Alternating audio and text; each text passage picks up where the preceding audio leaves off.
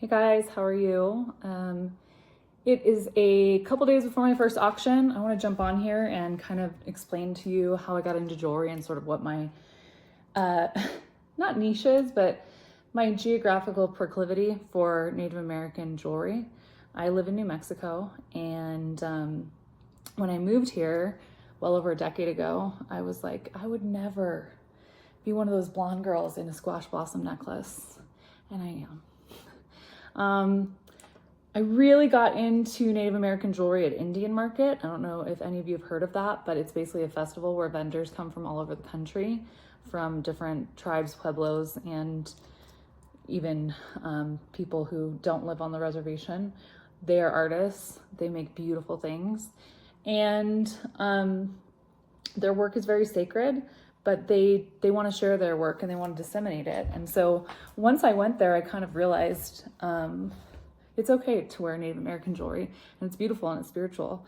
So I went to Indian Market, and my friend saw a piece that she absolutely loved. And I bought it, and I said, you know what, you can always borrow this because it's true. And this was that piece. So this, I bought it at a gallery. It's sterling silver with all sorts of little faceted gemstones, a piece of turquoise in the center, and it's woven on a loom just gorgeously. And it's got this beautiful closure here, slides down. But Chili Beads is actually a non-native artist. So I didn't know that at the time. That's probably why this was 50% off and a deal that I had to have. You can see that it's signed Chili Beads, but the colors are so beautiful on this, and the craftsmanship is gorgeous. So of all the pieces I have here, that's the only non-native one, but it's completely beloved in the collection. So while I was there with her, we saw this outrageous piece, and it was actually discounted. That's a piece of Royston turquoise in the spider's booty, and that's a gorgeous piece of faceted amethyst. Both are in this really thick bezel set. And this is called Tufa, and this is a really special kind of silver casting. So it's adjustable, put it on. It's substantial. And I just couldn't stop thinking about it.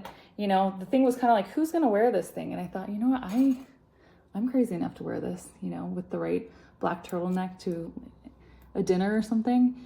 It's my favorite piece. It is, I'm trying to remember who the artist is who signed it. I'll insert the artist here because it was actually on the cover of the Indian Market magazine a few years ago. It's absolutely stunning. Royston Turquoise is from a Nevada mine. They've got a TV show about this mine. And it's beautiful, beautiful, gemmy, gorgeous in between green and blue color. And it's a lot more affordable and accessible. Also in that mine, they have varisite. If you can see that triangular piece. So this is Star Fox varisite, also known as Poseidon varisite, and Lucian varisite. And they're like a cousin to turquoise. Some people call this new lander also. Speaking of lander, probably the most rare and valued turquoise in all of America, just because there's so little of it. Purportedly only 100 pounds mined ever would be lander blue, and I happen to have lander blue in my collection. I've waited to get lander blue for a long time. I've gotten scammed. I believed that I was buying lander blue on eBay. I bought a necklace. I still have the necklace. I'll show you. I demanded a discount substantially. I was not happy.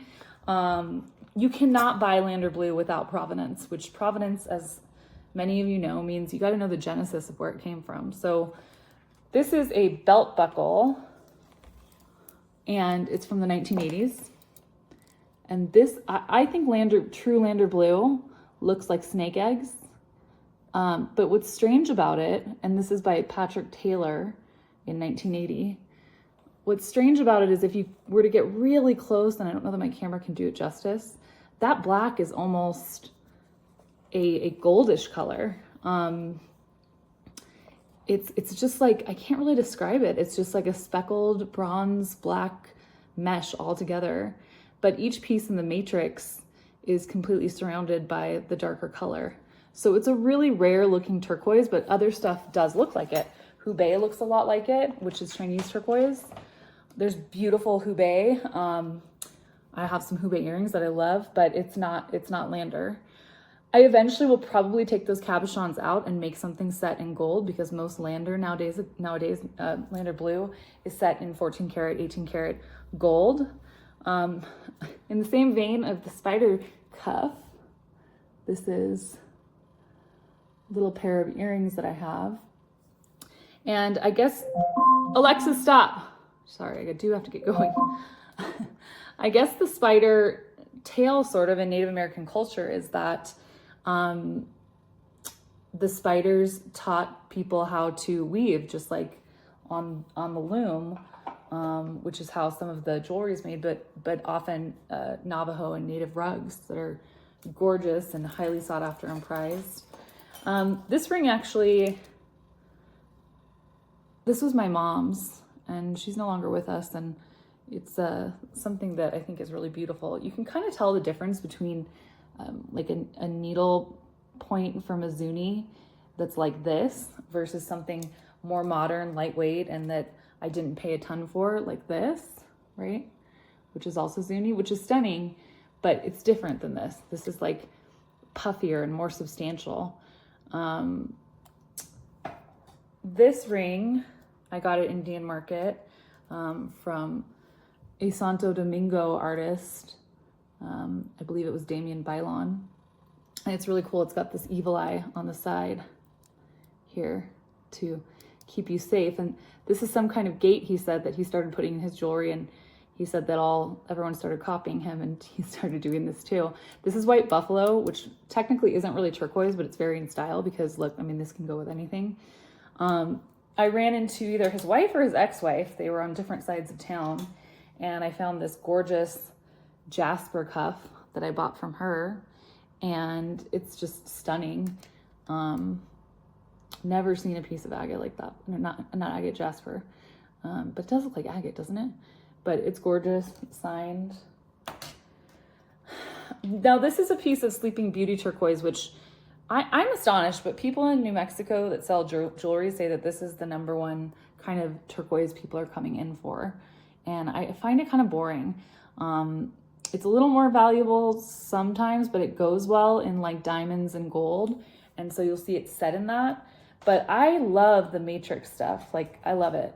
The more matrix, the better. And I've got a couple books, Turquoise in America, which is by Mike Ryan, who has a YouTube channel. I've bought a lot of different beautiful matrixed cabochons from him. Check him out. It's called Hidden Hills. This is actually Royston. I wanted to get a ring made with amethyst that was like that spider. This is number 8. Number 8 turquoise is a mine that is very highly sought after. I don't think it's producing at all anymore. This is a Marion Nez ring with number 8 turquoise. You can see that matrix there. I love that masculine bezel setting. It doesn't bother me at all. Spiny oyster is something that many artists use. It's this orange. And it's beautiful. Opal is another material that's often used. You can see opal in there with the spiny oyster. These are some different types of necklaces. You've got classic Sleeping Beauty up here. You've got kingman, which is probably the most prevalent mined nuggets or chips. This is called Zuni Fetishes. This one is all horses. And then you've got a squash blossom necklace, which your girl didn't think she was gonna wear, but she does now. And this is what I was sold as Lander Blue, and I know is not now, but still is a beautiful piece that I love. So I wanted to show you that collection. And these are actually Nicholas Jackson's mother, Elle Curley Jackson. Their website is Silver Artichoke. This is a pair of rutilated quartz and onyx earrings that he made. Really, really accessible, beautiful quality craftsmanship on those.